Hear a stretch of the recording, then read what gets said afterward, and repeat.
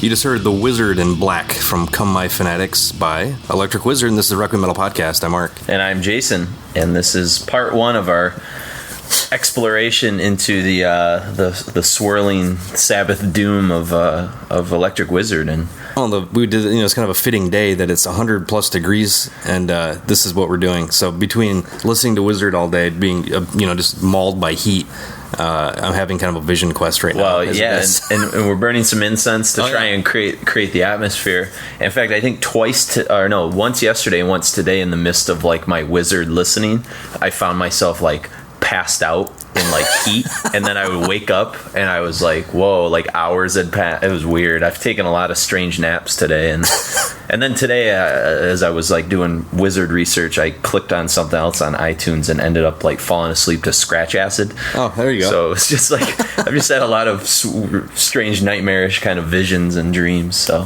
which is appropriate for this band.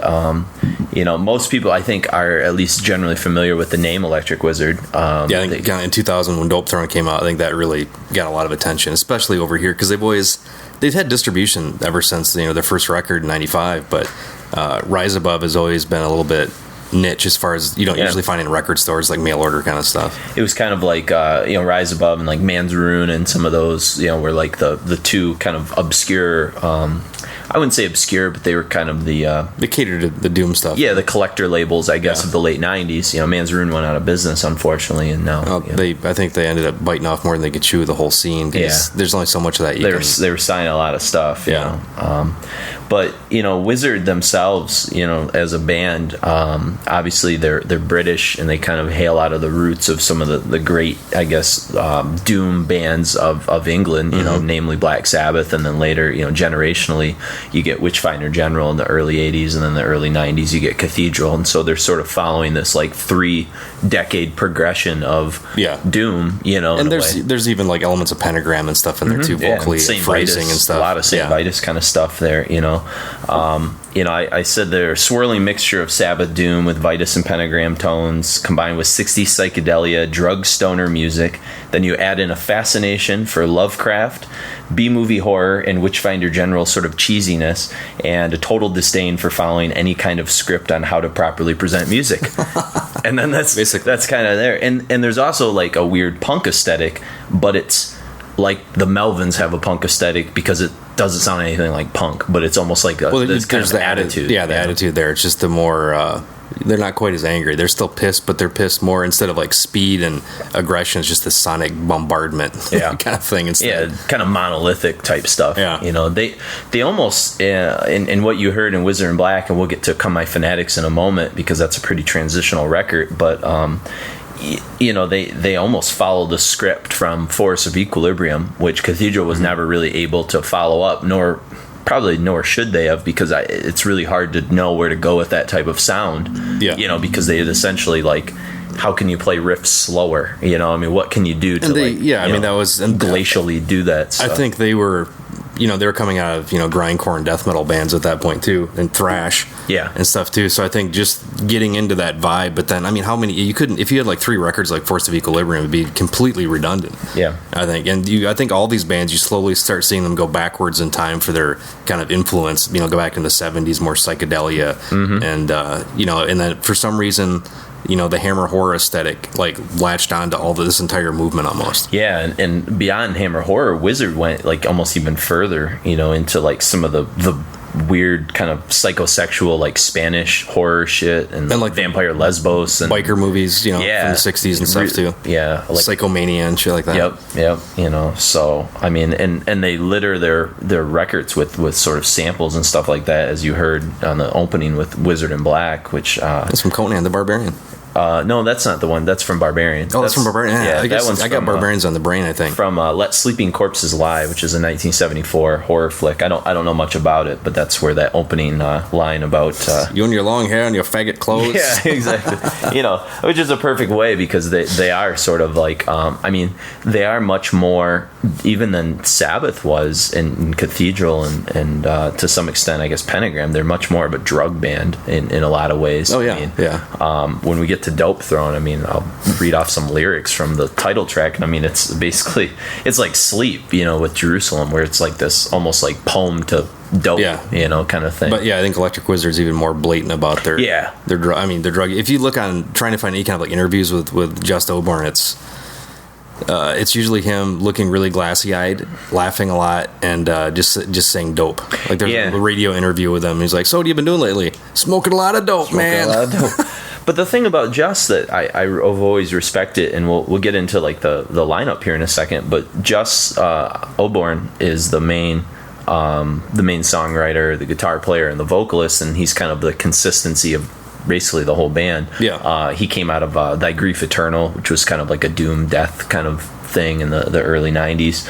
And he, unlike the other two members, the original members, kind of, you know, he dabbled obviously in weed a lot, and I think a little bit into coke and a little bit into drinking, but he never went into the extremes of the harder stuff the way that the other two guys did. With Tim Bagshaw on bass and Mark Greening on drums.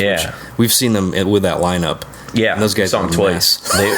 You couldn't even. I mean, people make fun of like the way that like Ozzy Osbourne talks today. Like he's like, you know, got marbles in his mouth and he's so like completely out of it. These guys were in their mid-20s when we saw them and met them, and you couldn't. I mean, I don't even think it was like a Cockney thing, like a Brad Pitt and Snatch type thing. No, they were just like completely out of their mind. They were a mess, and you know, supposedly the one I can't remember if it was the drummer or the bass player, but one of them, you know, consumed like 3/5 of whiskey or vodka a day, and like had like 6 ulcers. It was just like coughing up blood, like 24/7. I think it was the drummer. You know, I mean, they were a real, and I think Just, even though he, you know, is associated with being this sort of druggie, I think he like kept it he knows his limits. In his reins, you know, in some ways. And I mean, those guys don't really survive the band, you know, and we'll get to that, you know, kind of in part 2. But so it's you know, those are the three. It's a great 3-piece in the sort of, you know, British heavy rock tradition of, you know, Cream and some of that kind of stuff. Power trio, man. Yeah, definitely an awesome power trio. Blue Cheer, you know, kind of another great power trio that probably was a big influence on these guys. The thing about it, when we get into the early stuff, and they put their debut album out in 95, the song you just heard comes from their second record, which we'll talk about in just a second. That's from 97, Come My Fanatics. But the self-titled record they put out in Rise Above, you know, it's got a lot of cathedralisms, I guess. You know, it's not super experimental. It's pretty, you know, standard kind of, you know, heavy as fuck, Trouble, Cathedral, Sabbath, Candlemas, Vitus, you know, that kind of stuff. And actually, I think they play, compared to later on records, I think it's actually played a little bit. There's more notes. It's more traditionally focused. I mean, it's basically like, you know, the Cathedral stepbrother kind of sound at this point, although I think it just is a much more developed vocalist than Lee Dorian at this point.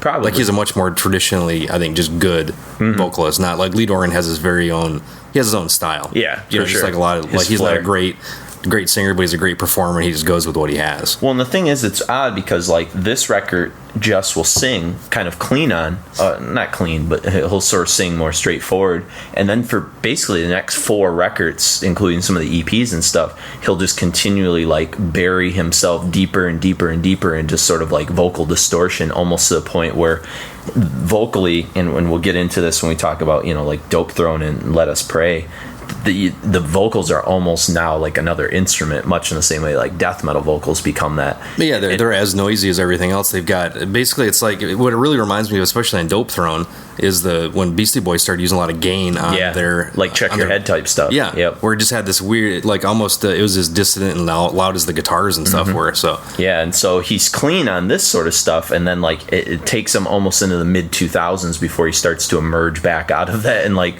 starts to sing melodies again, which is cool. You know, I mean, that he's, you know, that's the thing about these guys. You know, even though like on this first record they kind of follow like a standard sort of doom metal progression, you know, that lack of, I guess, innovative musicianship is sort of like made up for by like their sincerity and their conviction, you know.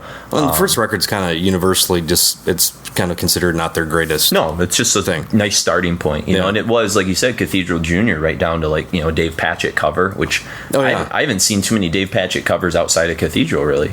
No, there hasn't been. It even has like very like Gary Jennings-esque sounding leads and stuff in it as well. So I think it definitely, I think it almost seems like, Cathedral's like, okay, this is where we could have gone. Here's these guys. Yeah. And I think in some ways, they'll become a lot heavier than Cathedral, but I think that's also because like Gaz and those guys who write and Lee are more like rooted in rock than Wizard was. Wizard is like almost like a straight up psychedelia doom drone kind of band. They don't flirt very often with like rock and roll hooks. I mean, they're there in a couple songs, but if they are, they're going to be like fucked with a lot and distort it to almost beyond like comprehension to be able to find that stuff. But I mean, it's raw emotion. It's the only contemporary I can think of in '95 that sounded like this would be Sleep. I can't really think of a lot of other bands that were this heavy in '95, because this is at the point where Cathedral's doing Fountain of Innocence. I can't think of the record. Ethereal Mirror.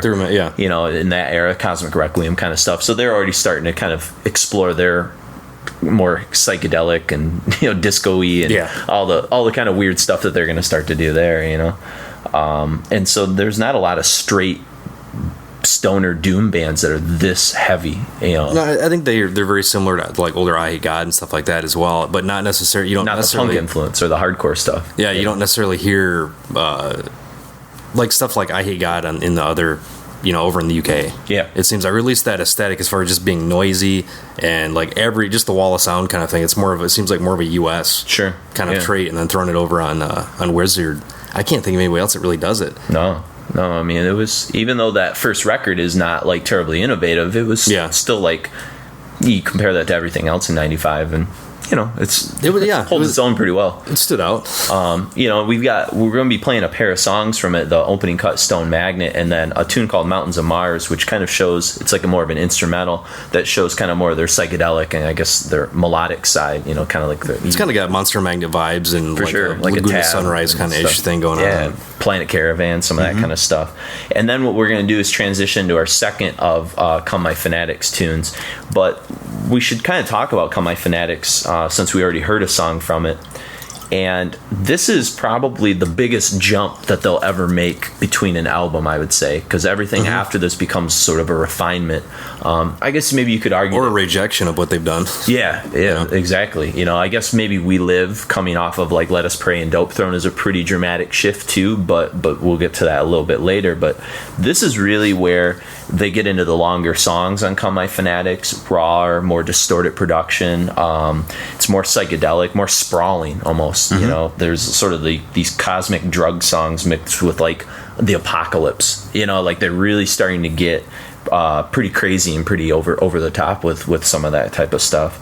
I mean, Just's guitar becomes like more formless, I guess. He's not like playing like straight up kind of riffs anymore. They're there sometimes, but oftentimes he'll play like on two notes for 10 minutes, and that's what letting that dissonance of whatever he hit before kind of build, and just like compounds until it just fills everything up, even though it's really, a lot of these riffs are super simple. Yeah, super simple. And that's what I said, their sort of lack of innovative musicianship is almost made up for because of like how committed they are to doing their own thing, even if it's like somewhat primitive or kind of weird, but they don't mind like destroying music almost. It's like almost like I don't want to say My Bloody Valentine kind of approach, but they don't mind kind of taking things that are like pretty or would sound really like awesome if it was just played as a straight riff, and then just scratching the shit out of it, and just doing all kinds of weird manipulations to make it ugly, and bleak and stuff like that.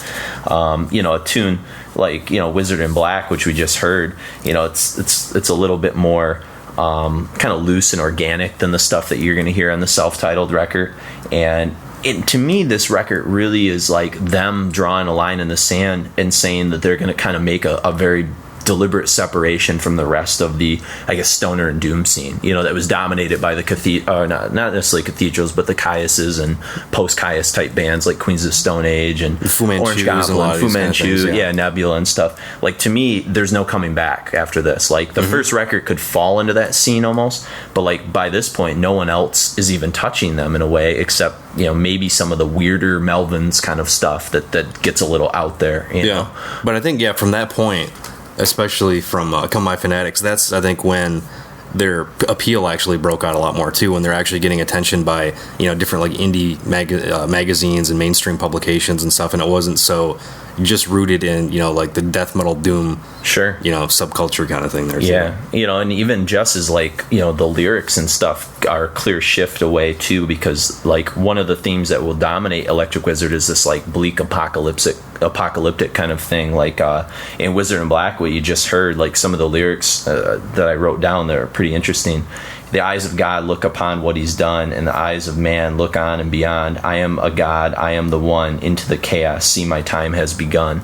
You know, I mean, it's like, it's psychedelic and it's 60-ish in a weird cosmic kind of vibe, but there's no happiness to it, you know, at all. Yeah. I mean, it's you know, like War Pigs type stuff, just bleak, you know. And the other tune we're going to play, besides what you just heard previous Wizard in Black, is we're going to end the set with Son of Nothing, and it has a cool sample like near the end from Beneath the Planet of the Apes, which is, you know, pretty makes sense. Yeah, and timely because I guess the new one coming out. But you know, you hear a lot of cool stuff going on. I think in this song with Bagshaw's bass, he's really starting to come into his own and really understand how to groove with sort of the punishing kind of, I guess, guitar dirge type stuff. And you start getting some, or I guess, more of the kind of like space noises and stuff in the background. Yeah. If we had a chance, one of the songs we had to cut for time was Return Trip, and that's like a sprawling, you know, it's kind of a play on what you'll hear with Mountains of Mars, but like, it's like Stoner Sun Ra or something weird. Yeah, it's pretty wild. So, but so Come My Fanatics is kind of looked upon along with Dopethrone as one of their, I guess, their major masterpieces, and a masterpiece, I guess, of the genre. So yeah, I guess we'll let you guys decide for yourselves on that one. But yeah, so let's get into it. We're gonna start with some traditional stuff, like we said, Stone Magnet, Mountains of Mars from their debut in '95, and then jump ahead to Son of Nothing from Come My Fanatics. So enjoy.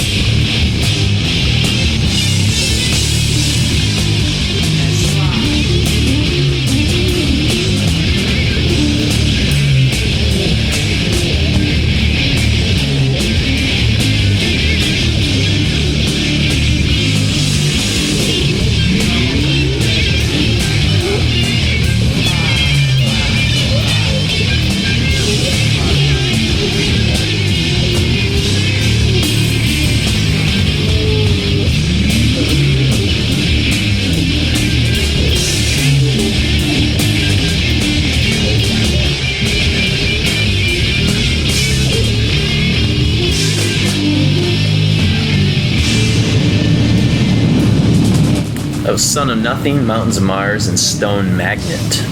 And yeah, now, you know, I think now that Come My Fanatics kind of sets the template, what you see now is kind of a long break in terms of like between like full length albums, and they sort of flirt around with a couple of EPs. They do the Supercoven, the Supercoven, and then what's the other one? I totally forgot what it was called. Cosmonaut or something like that. Was it a split, or was that It was the one that, well, it came out as an EP and then it got released as a split with Orange Goblin in '98. And for the life of me, okay. I'll have to look it up. I have it written down somewhere on like the midst of like it's 1,000. I think it's the one thing I don't 1,000 have. Notes. Oh yeah, Chrononaut. I'm sorry. Yeah, it's the Chrononaut, and it was broken up into two, Phase 1 and Phase 2, and that's really cool. Just unfortunately, you know, Wizard songs are long, so we had to make some cuts somewhere. We could have taken some and just had it playing, you know, behind us talking. Exactly. The entire time, we probably. But '98 is when they put both those EPs out, and Supercoven comes out in Bad Acid Records, which is kind of an oddball label. Which the only other release that ever came out was the same year, and it was a Church of Misery EP, and that's it for Bad Acid Records. So it's not a bad run. Yeah, so you got me, but well, this is also the time there's a lot of, you know, inner turmoil, I guess, happening in the band. Like Just was arrested for pot possession. Oh yeah. What is his name? Greening. Oh, Greening. Yeah, Greening. He assaulted a cop and was arrested. Bass player Bagshaw was arrested for robbery. Yeah. And then Osborne I keep saying Osborne. There's no S. Osborne. Yeah, I know. I just call him Just. He collapsed an eardrum. Yeah, he blew up an eardrum or whatever. And then the drummer got... Didn't he have to have like a 9-hour surgery or something to get it repaired? Terrible. But he was just like... And then one thing after another, then the drummer that drank the 3/5 a day or whatever, got in a motorcycle accident and like destroyed his clavicle. Wow. Because I remember hearing all that kind of crap, because everybody's like, when's the next Wizard album going to come out? Yeah, so that's what led to like all the delays. One thing after another is just all this, Well, a year after Come My Fanatics is when they put out Supercoven, which was originally released as just a 2-song EP, both, you know, like hugely long, like 30 minutes for 2 songs, and then they tacked on a couple of bonus tracks on the re-release. I think they put Wizards of Gore, which was an older song, and then a live version of Electric Wizard, which is a song from their first record. Mm-hmm. And the production's pretty shitty on those other 2, so it's kind of like uneven now to have those as bonus tracks. But as long as, like, when you buy Supercoven, you understand that it's basically 2 records combined into one, you know? Yeah. But Supercoven itself, like, as a song, it's a mess. Yeah, I think it totally reflects what was happening in their lives at the time. It's just it's angry, and it's like an angry drunk, like stumbling around trying to grab, you know, somebody, or you know, trying to get in a fight, just completely sloppy, not embarrassing, but it's just it seems very indicative of what was happening at the time. Well, yeah, it's like this like apocalyptic sprawl almost. Yeah. You know, it takes like what they did with like Return Trip, you know, these sort of long cosmic tunes, but it like makes it dirtier and just like you said, like a mess, you know. Yeah. But in a way, in '98, I feel like a song like Supercoven was strangely like predictive of like that whole like post metal, post rock kind of like ISIS scene that was just kind of like on the horizon too. Yeah.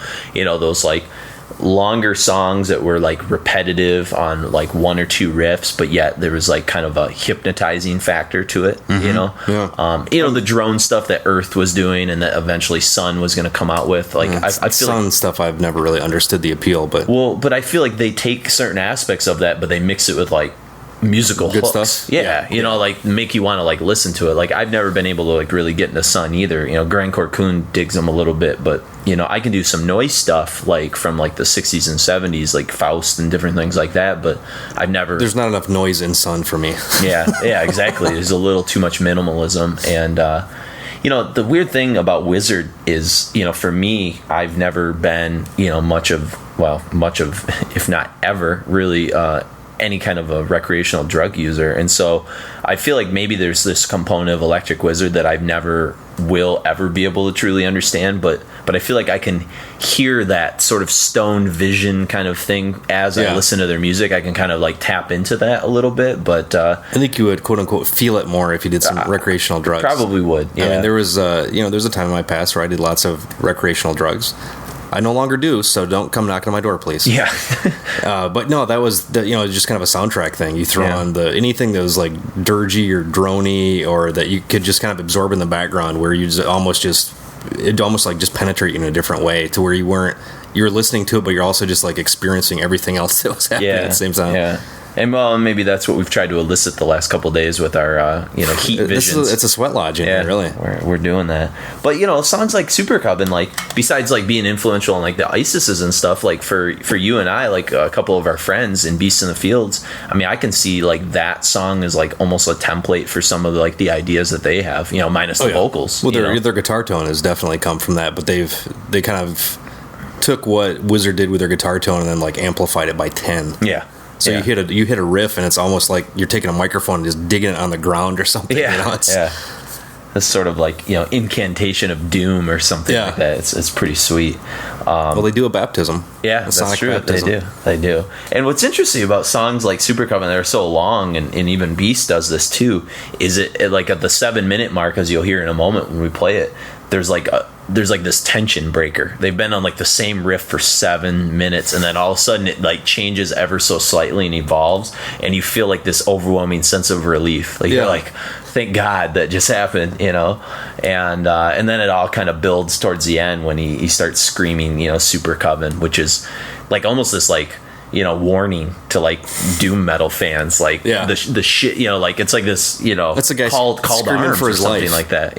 Almost like that it's coming and somebody's running down the street screaming Supercoven, which is interesting because of what's about to come on the horizon, which is Dopethrone. I mean, like Supercoven is like the last moment these guys would ever be ubiquitous and like unrecognized almost. Like I didn't really have a lot of like listening experience with Electric Wizard before Dopethrone.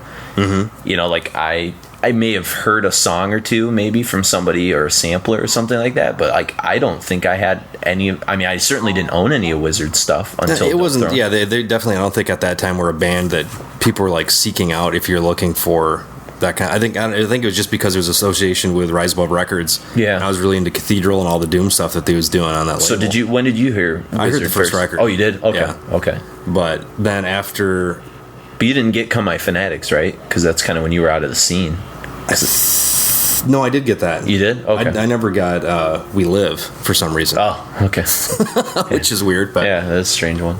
But yeah, so I don't know. Like to me, Supercoven is like this. It's building towards. I really didn't care for Supercoven that much when it came out. Really? I was just like, it's okay. I always that was one. I don't know. I picked it up, I think, right after Dopethrone. I think that was the next one I got. And then I got the re-release of Come My Fanatics and the self-titled on one disc and kind of listened to that, But Come My Fanatics, for some reason, was like something I didn't like get into until like the recent years for some odd reason. It was like... Because it's it's so much like Dopethrone or a precursor to Dopethrone. It's nuts. Yeah. And not just literally because it is, but... Yeah. But all the ideas that are happening on that are basically, I think, perfected on Dopethrone. Oh, sure, without a doubt. So, all right, well, let's get in Supercoven, and then we're gonna play a pair of tunes from Dopethrone, and then we'll come back and talk about Dopethrone and kind of close out part one. But we've got Supercoven, 13 minutes of bleakness on the way, and then a pair of tunes, Barbarian, which is the one that features the Conan riff. Not riff, but sample. And then my favorite Wizard song of all time, and I'll tell you why. And we'll come back. We Hate You. So enjoy those nice, happy tunes.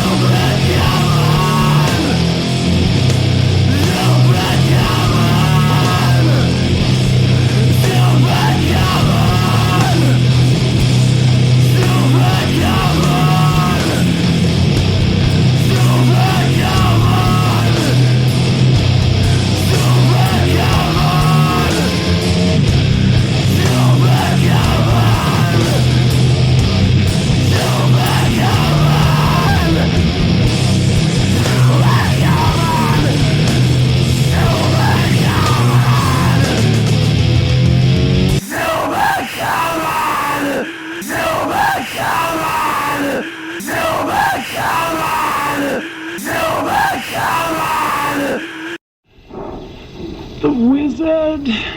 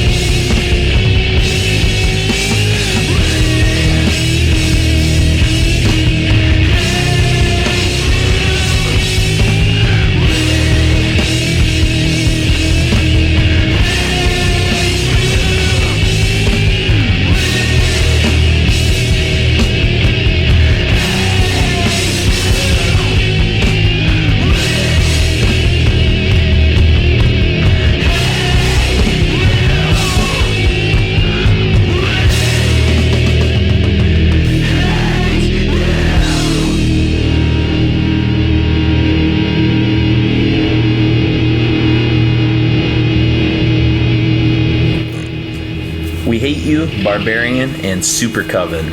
And those last two, of course, are from the very famous Decibel Hall of Fame, Terrorizer, voted best album of the 2000s, Dopethrone. It got an unbelievable amount of acclaim when it came out. Yeah, and I mean, and crossover acclaim too. Yeah, and there's a lot of reasons why. I mean, I don't think, first of all, it starts off with this, great sample at the beginning, of a song, Venom Sabbathy, about death and being institutionalized if you can't escape all this stuff. I mean, it's really apt for the sort of apocalyptic sort of thing that's going to happen there.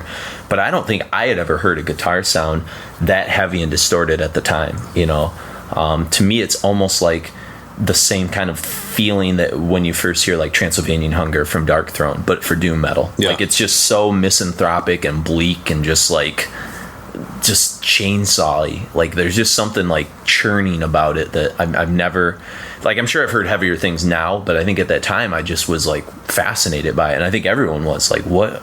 Yeah, I wish I would have looked into a little bit more of what their gear and stuff is, but.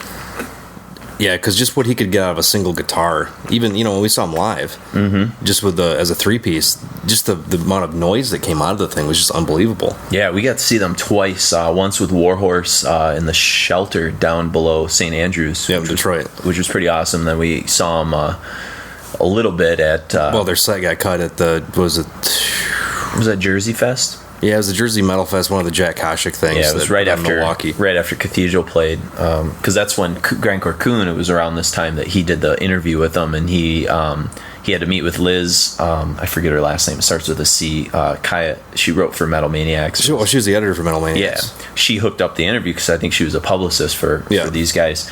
And when he went to go do the interview with them, they had to go on a drug buy first and stuff like that. I mean, Kuhn just said he got to his car to get some non-filtered cigarettes. Yeah, it was a descent into crazy urban it's like Apocalypse Now or something. Yeah, exactly. It's pretty funny, but I don't know. I'm not for sure on the gear, and stuff like that. But I mean, in a tune Barbarian's one of your favorite tunes. Yeah. I mean that's a.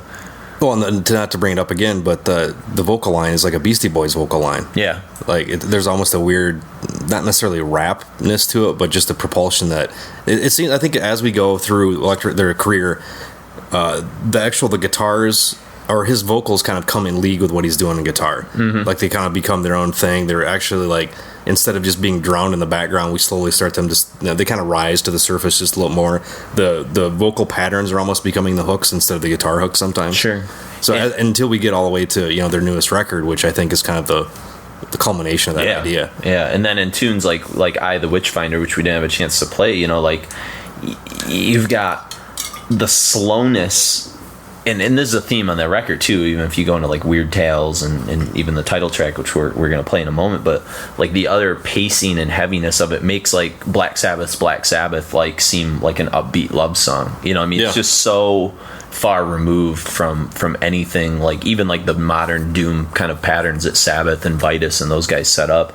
This is just this huge evolution beyond a lot of that stuff. Oh, absolutely. The weird thing though, it's not, even though it's very oppressive and downtrodden, misanthropic sounding, it doesn't come across depressing. No, it comes across as powerful. It comes across to me very similar, a lot of the stuff they're influenced by, I think, is Hammer stuff and a lot of the 60s apocalyptic sci-fi stuff that just makes you more aware of things. Not you're being beaten down or sad, or it's not I'm trying to think of actually most bands don't really have that kind of effect on me, really pummeling stuff. But even somebody like Mighty Young Bride, who's very romantic, I guess, with a lot of their ideas and songwriting, at times that can be well, that's kind of bummed me out, I don't want to hear that right now. But Electric Wizard stuff always has this kind of just overwhelming power that makes you makes you pay attention. Well, I think that's how Anathema works for me too. You listen to a record like Judgment, and if you really get into the lyrics of Judgment, it's pretty freaking sad and bleak and depressing about his mom dying, especially the vocal alcoholism and stuff. Shit. Yeah. But yet it's somehow strangely triumphant, at the same time.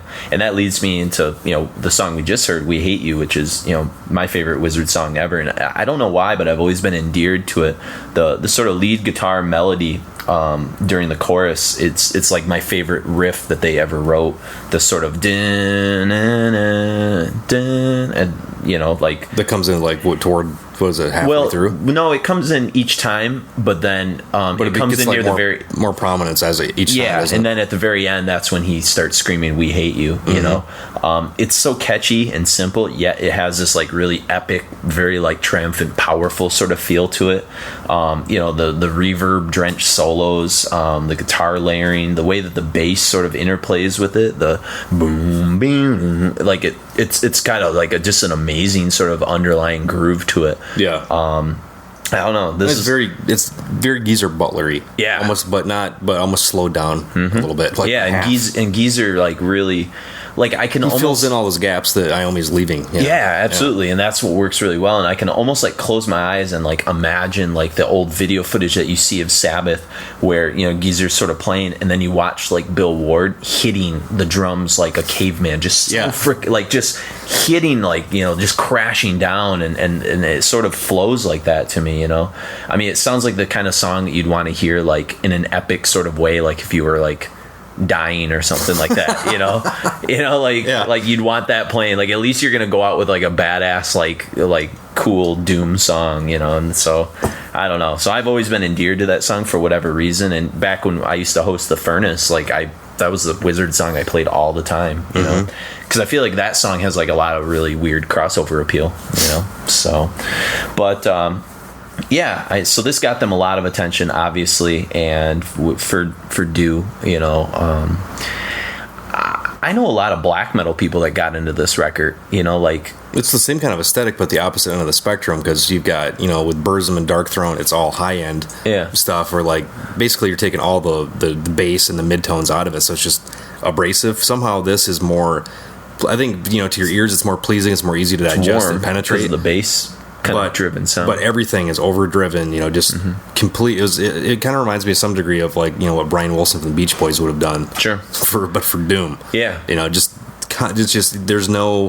there's breathing room, but there's not ever like vacant space. Well, it's the Phil Spector wall of sound thing, which influenced Brian Wilson, with what he did with the Beach Boys stuff. Yeah, so it's like you can almost imagine this room full of like instruments. Like when he would record stuff like "Be My Baby" from the Ronettes, there'd be like 19 musicians in a room like the size of our living room. Yeah, like, drummers would be like on top of each other, and it'd just be echoing the sound off.